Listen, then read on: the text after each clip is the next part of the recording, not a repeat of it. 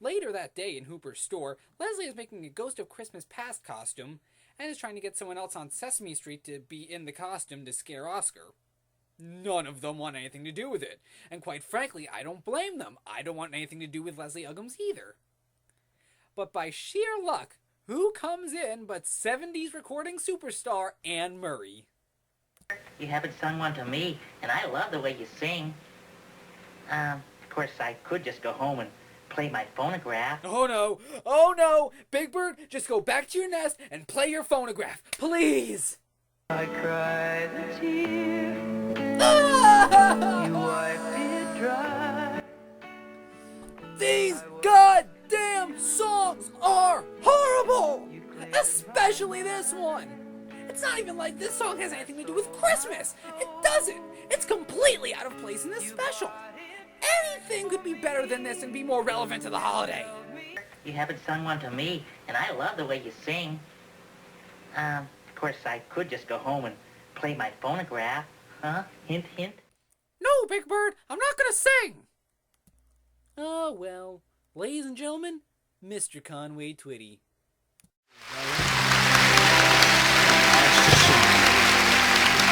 It's been a long time, just as lovely as you used to be.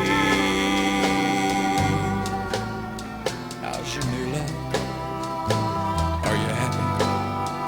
Hope you're doing fine. Just to know it means. So, long story short, after wasting so much time singing, Anne agrees to dress up as the Ghost of Christmas Past as part of their trick on Oscar to get him in the holiday spirit. All right. Okay, hand me that tape measure over there. This costume's gonna scare the dickens out of him. Oh. Scare the Dickens out of him? This whole plot's gonna scare the Dickens out of the actual Charles Dickens in his grave. This is the life. Peace and quiet in a container of spinach yogurt.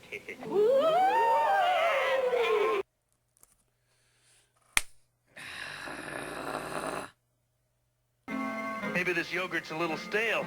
I'm hearing things. So yeah, this is our Ghost of Christmas Past, people. Who are you? I'm the ghost of Christmas past, Oscar. Well, what do you want? I want you to remember back to a Christmas when you were a joyful, generous little fellow. Me? You expect me to remember that? Here, this eggnog container will help you remember. Wait a minute now, I just had a bad experience with yogurt. Yes, but this is a magic eggnog container. You look into it and you'll see the wonders of a Christmas when you were young. Okay, this is what happens when you let your 5-year-old write the script! So Oscar looks through the magic eggnog container, which miraculously turns night into day, and sees a conveniently choreographed musical number by the Sesame Street Human Gang. And Leslie Uggams, of course! You were a happy tyke, we couldn't help but like you were what Christmas should be. Try to remember when everyone was your friend, you filled the whole world with glee. When people looked at you, they would go clickety-coo, you were the best baby yet. Then you I mean, wow! What else can I say? They gave this woman a Tony? This song is horrible! She can't sing to save her life! And just look at this musical number! This doesn't look like Sesame Street, this looks more like a Hello Dolly Christmas! While the crappy musical number isn't enough to get Oscar in the holiday spirit, he does join in the musical fun in what has to be the strangest scene in this special. Okay, Irving, take it in C. Bring in the papers and the trash, or you don't get no spending cash. Yes, if you need me, I'm just going to be drinking my water while this scene goes on. Gonna rock and roll no more. Yakety yak. Don't pop back. Just finish messing up your room. Let's see the dust fly with that broom. Get all that garbage in a sight, or you don't go out Friday night. Yakety yak. Don't pop back. Did I mention we're only halfway through this special? After that insanity, we cut to the next morning. 6:30 and nobody's up yet. Good. I can enjoy my paper in peace here. History is made as first Grouch lands on Moon. His message to the world after settling down on the lunar surface was, what a crummy place. Yeah, let's see what else is in the paper today. Grouch stars in horrible holiday special. I can't believe that. So while Oscar continues to read the newspaper... Oh no!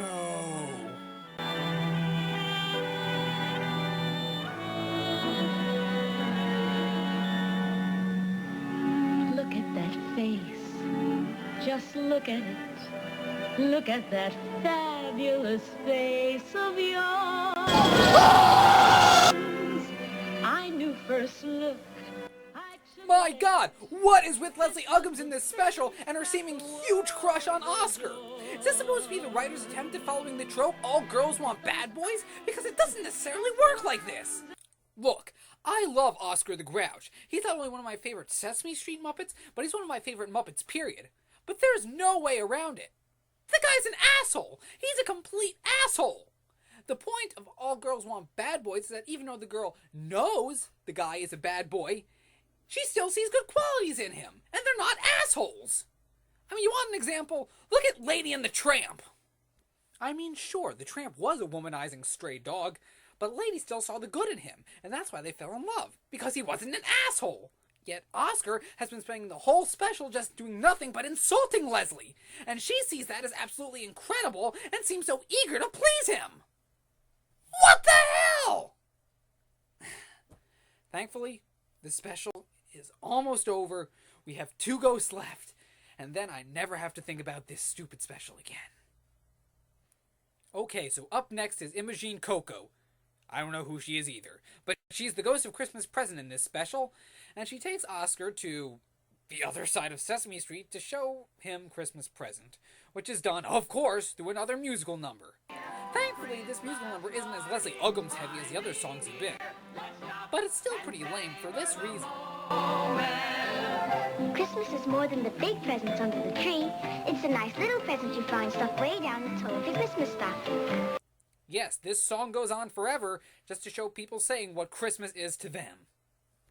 And while some of them do make sense, some of them just sound weird. Christmas is still being in my bathrobe at 11 o'clock in the morning, sitting in my easy chair. Attach Part C to Part D, being sure to use 3/4-inch wingnut. What 3/4-inch wingnut? Christmas is your next-door neighbor trying out his new snowblower while you're trying out your new stereo. Christmas is watching my grandma open the presents real carefully so that the wrapping paper can be used again. That's not my style. Christmas is waking up real early, talking loud so that your parents don't oversleep like past it. Christmas is getting a wonderful phone call from someone you love and not even caring that it comes just as you're sitting down to dinner. Christmas is licking the frosting off a cookie, then putting it back on the plate without anybody seeing it. So yeah, needless to say, some of these are pretty weird. But you want to know what Christmas really is? Well, I'll show you right now. Christmas is like a toothpick. You use it once, then you toss it in the trash. Good horror movie. And without this Christmas special. To me, Christmas means putting on a green wig and doing favors for sailors. Puns. The nautical puns! Christmas is being able to tell a child that there is no Santa Claus and watch his childhood die before my very eyes. Christmas is like a syndicated holiday TV special. They rerun it every year and they always keep cutting out the good stuff just for more commercials. Christmas is the yearly tsunami of 400 god-awful movies about snarky elves dancing to contemporary hits or dated rap songs and kicking people in the nuts. So funny! I can't wait to see it again next year! Christmas is being able to spend all day jacking off to furry/snuff porn. That's right, Mufasa. Get your throat slit by Scar. Yeah! Yeah! Christmas is kind of like this guy.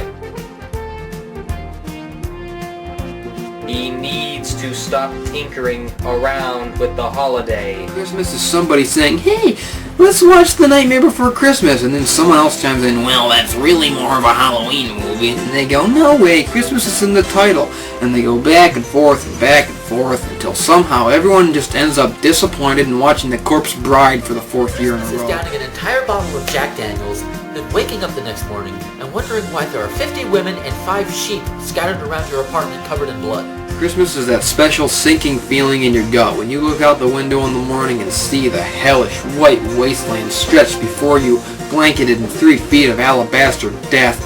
It's watching as the birds fly away and the animals hide underground to avoid freezing, and the trees fall apart and die, leaving gnarled skeletons in their wake. Christmas is home that there are so many better Christmas specials involving puppets that you can watch each year, rather than a special Sesame Street Christmas. Christmas is kind of like the Twilight Saga. It sucks. Christmas is going back to the childhood home where you grew up in Otter Pond, and finding out that it's frozen for the winter. Is the only time of year I can watch that other Sesame Street Christmas special without necessarily having to have an actual reason for doing so. That, my friends, is the true meaning of the holidays. It was just as weird and messed up as the other clips, perhaps even more so, but that's the true meaning of the holidays. So where were we? Oh yeah, finished reviewing this special. So naturally, the musical number doesn't sway Oscar into going into the Christmas spirit. Then we get something worse than Leslie Uggams. Okay, can you believe it? Hi, Merry Christmas. I'd react the same exact way if Ethel Merman said Merry Christmas to me too. Imogene, what's the matter? You look like an idiot. She's the only one that looks like an idiot? Have you looked at this whole street in this special? It's filled with idiots! I think Oscar has sunk us for the last time. Oh, come on, everybody. Don't give up so easily. I've known some grouches that are real gems. Do I look depressed? Are you kidding? Well, you gotta do what Ethel does. You gotta outlast. I'm sure if you give it one more shot, you'll have that old grouch Oscar just where you want him. Of course! Anybody who knows the plot of A Christmas Carol knows that the third ghost is always the one that scares the shit out of the Scrooge position character. Why not just go with it, instead of being miserable? You really think so? I know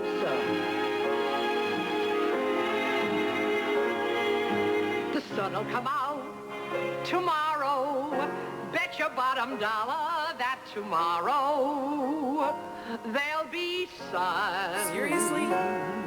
Just thinking about this song? Tomorrow clears the... Of course, because we all know the musical Annie had so much to do with Christmas. And again, this song just goes on and on and on, and has nothing to do with the holiday. Again, you could put anything here, and it would be more relevant to Christmas.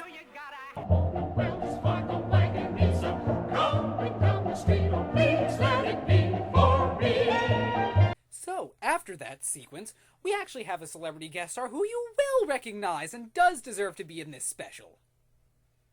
God damn it, I wish. No, it's Michael Jackson, and the only thing he ever did with the Muppets. Your imagination is allowed to run wild. Oh, hey, fella, what's that book you're reading there, huh? Everything you wanted to know about ghosts but were afraid to ask. It's really trash. Oh, well, I happen to like trash. I tell you what, I'll give you this brand new broken portable TV for it, huh? What say? Never mind. You can have this book gratis. Yeah, but can I have it for free, too? That too. Merry Christmas. Hey, well, I won't go that far, but thanks, pal. See you later. Bye. And just like that, we never see Michael Jackson again in this special. My God, what a waste! Granted, I know this special was before he became the major solo artist he became in the 80s and 90s, but still, this is the only Henson-related thing he ever did? I'd be so embarrassed of that! So, like clockwork, Oscar starts reading the book about ghosts, the adults start making their weird ghost noises that freak Oscar out. I'm surprised he still falls for that at this point, and we see the ghost of Christmas Future played by Dick Smothers. though I wouldn't be surprised if that was actually the Iron Giant.